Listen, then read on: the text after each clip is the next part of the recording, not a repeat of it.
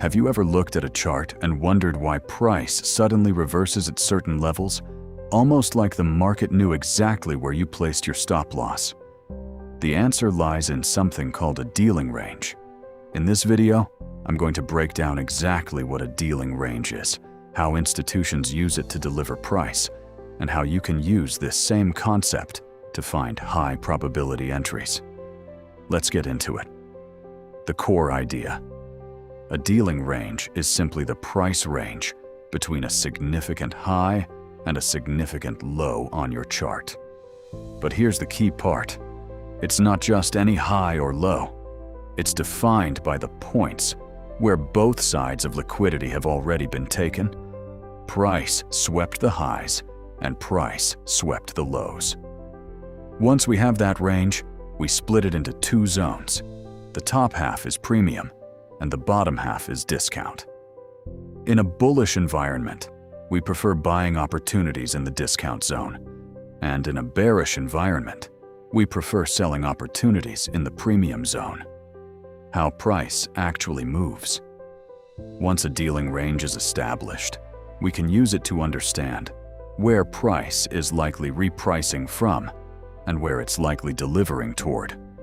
In most cases, price first raids the external liquidity, those old highs or lows outside the range. Then it reprices back toward the internal liquidity inside the range. And once that repricing is complete, price often turns around and seeks the opposite side of external liquidity. This gives us the market's liquidity objective and tells us whether price is currently operating at a premium or a discount. Higher time frame bias. One of the biggest uses of a dealing range is figuring out the higher time frame directional bias.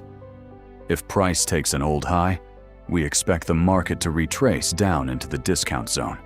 And if price takes an old low, we expect a retracement up into the premium zone. But remember, the dealing range alone doesn't give you the bias. It's the underlying narrative and institutional order flow that really matter. Refining entries. Once you've identified the higher time frame dealing range and bias, you can zoom into a lower time frame and refine your entries with much more precision. If the higher time frame is bearish, you look for premium arrays on the lower time frame for shorts, and if it's bullish, you look for discount arrays for longs. This creates alignment between your higher time frame narrative and your lower time frame execution. And that's the dealing range, broken down. It's the zone between swept highs and lows, split into premium and discount. And it helps you understand liquidity targets, market narrative, and where to refine your entries. If this helped you see charts differently, drop a like, subscribe for more concepts like this, and let me know in the comments what you want broken down next.